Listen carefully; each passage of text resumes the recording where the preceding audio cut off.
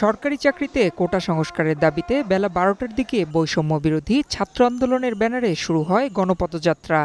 ঢাকা বিশ্ববিদ্যালয়ের কেন্দ্রীয় লাইব্রেরির সামনে থেকে বঙ্গভবনের উদ্দেশ্যে পদযাত্রায় যোগ দেন হাজারো শিক্ষার্থী ও চাকরি প্রত্যাশী। শাহবাগ থেকে মৎস্য ভবন ও প্রেস ক্লাব হয়ে যাওয়ার পথে জিরো পয়েন্টের সামনে পুলিশের ব্যারিকেডে আটকে যায় পদযাত্রা। তবে কিছুক্ষণ পর ব্যারিকেড ভেঙে এগিয়ে যান আন্দোলনকারীরা।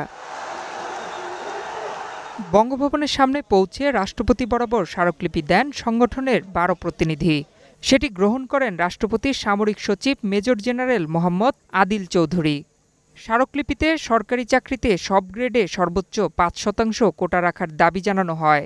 আজকে আমরা মহামান্য রাষ্ট্রপতির কাছে এসেছি, রাষ্ট্রের অভিভাবক হিসেবে আমরা চাচ্ছি সরকারের কাছ থেকে, যেহেতু আমরা আশ্বাস পাচ্ছি না, আমরা চাই তিনি হস্তক্ষেপ করে জাতীয় সংসদে আমাদের যে এক দফা দাবি, সেই এক দফা দাবির প্রেক্ষিতে আইন পাশ করতে ভূমিকা রাখবেন এবং প্রয়োজনে জরুরি অধিবেশন আহ্বান করবেন। বঙ্গভবন থেকে ফিরে আন্দোলনকারীরা জানান, কোটা সংস্কারের এখতিয়ার কেবল নির্বাহী বিভাগের। আমরা এখন বলছি যে কোটা সংস্কার বা সেই পরিপত্র কিন্তু বাস্তবায়ন করবে সরকার বা নির্বাহী বিভাগে, কিন্তু আমরা চাচ্ছি আইন বিভাগের মাধ্যমে, জাতীয় সংসদের মাধ্যমে সেটাকে আইন করে যথাযথ বিধিবদ্ধ করার জন্য, যাতে জনপ্রতিনিধিরা এক্ষেত্রে ভূমিকা পালন করে। কোটা সংস্কারের এক দফা দাবি ও শাহবাগ থানায় হওয়া মামলা প্রত্যাহারের ২৪ ঘন্টার আলটিমেটামও দেন শিক্ষার্থীরা। নয়ন বিশ্বাস, নিউজ টাইম, ঢাকা।